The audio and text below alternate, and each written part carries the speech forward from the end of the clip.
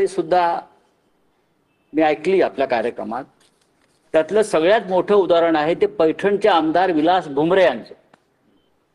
जाहीर व्यासपीठावर त्यांनी सांगितलं की माझ्या निवडणुकीत मी 20,000 मतदार बाहेरून आणले, त्यांना मतदार केलं आणि त्याच्यामुळे मी जिंकू शकतो. याच्यापेक्षा पुरावा काय पाहिजे? एक आमदार सांगतो आहे. दुसरं म्हणजे मला वाटतं बेलापूरच्या आमदार मंदा म्हात्रे, मंदा म्हात्रेंचं सुद्धा फार महत्वाचं वक्तव्य आहे. त्या म्हणतात यापूर्वी मी लढवलेल्या सर्वच निवडणुकांमध्ये पूर्वी बोगस आणि दुबार मतदारांची यादी निवडणूक आयोगाला दिली होती, मात्र ती नावं कधीच कमी झाली नाहीत.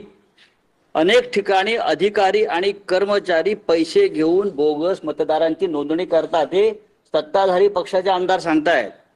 नवी मुंबईतील ऐरोली विधानसभा मतदारसंघात 41,000 आणि बेलापूर विधानसभा मतदारसंघात 35,000 दुबार आणि बोगस मतदार आहेत, हे सत्ताधारी पक्षाचे आमदार सांगतायत. बुलढाण्यातले एक सत्ताधारी पक्षाचे आमदार संजय गायकवाड यांनी सांगितलेलं आहे की बुलढाणा जिल्ह्यामध्ये 1 लाखापेक्षा जास्त बोगस मतदार नोंदवले गेले. याचा अर्थ लोकसभा निवडणुकीमध्ये जो त्यांचा खासदार जिंकला हा बोगस मतदारांच्या मदतीनं जिंकलेला आहे. अशा परिस्थितीमध्ये महाराष्ट्रामध्ये निवडणूक आयोगामध्ये घोटाळा करून हे लोक सत्तेवर येत आहेत, आलेले आहेत. मतदार याद्या पवित्र असायला पाहिजे, शुद्ध असायला पाहिजेत, यासाठी हा संघर्ष आहे. निवडणुका स्वच्छ पारदर्शक असायला पाहिजेत, यासाठी या महाराष्ट्रातले सर्व प्रमुख पक्ष सत्ताधारी वगळून लढतायत. 2 दिवस सातत्यानं निवडणूक आयोगाकडे बैठका झाल्या.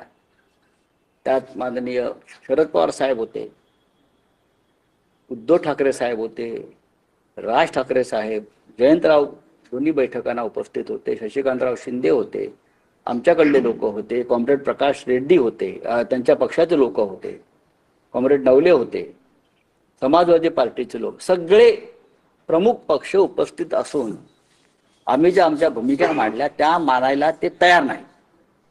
आणि आमच्या याद्या ह्या सदोष नाही, काय म्हणतात, निर्दोषच आहेत.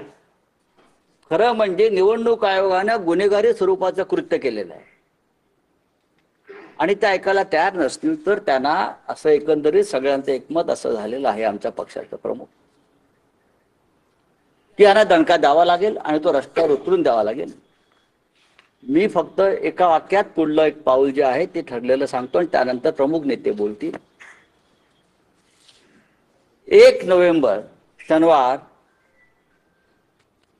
निवडणूक आयोगाच्या या मनमानी आणि भ्रष्ट कारभाराविरुद्ध मुंबईत सर्व पक्षीय विराट मोर्चा निघेल.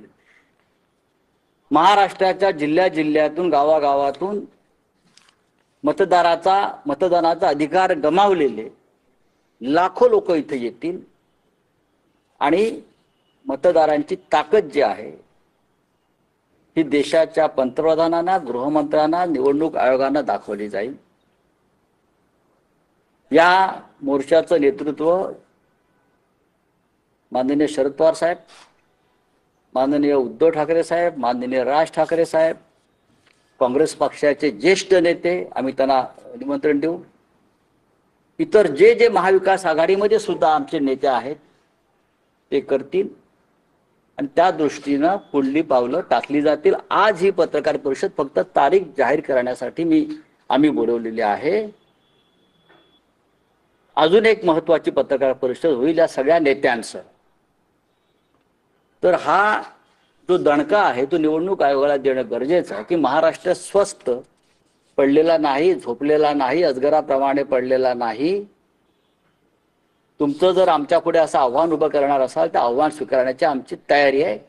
त्याच्यामुळे 1 नोव्हेंबर हा महाराष्ट्रातला एक महत्वाचा दिवस असेल आणि देशाच्या लोकशाहीसाठी अशा प्रकारचा मोर्चा आम्ही दिल्लीत राहुल गांधी यांच्या नेतृत्वाखाली निवडणूक आयोगावर नेला होता. तेव्हा सुद्धा सर्व पक्षाचे प्रमुख नेते रस्त्यावर उतरले होते त्यात माननीय शरद पवार साहेब सुद्धा होते, स्वतः आम्ही सगळे होतो, खासदार होते, इतर नेते होते, आणि त्याच पद्धतीनं महाराष्ट्रामध्ये मोर्चा निघेल. मी काँग्रेसचे नेते सचिन सावंत, बरं, आणि एक सांगतो की आज जे उपस्थित आहेत आणि जे नाहीत, जे उपस्थित राहू शकले नाहीत, त्यांचा पूर्ण पाठिंबा या कार्यक्रमाला आहे, त्याने कळवलेला आहे.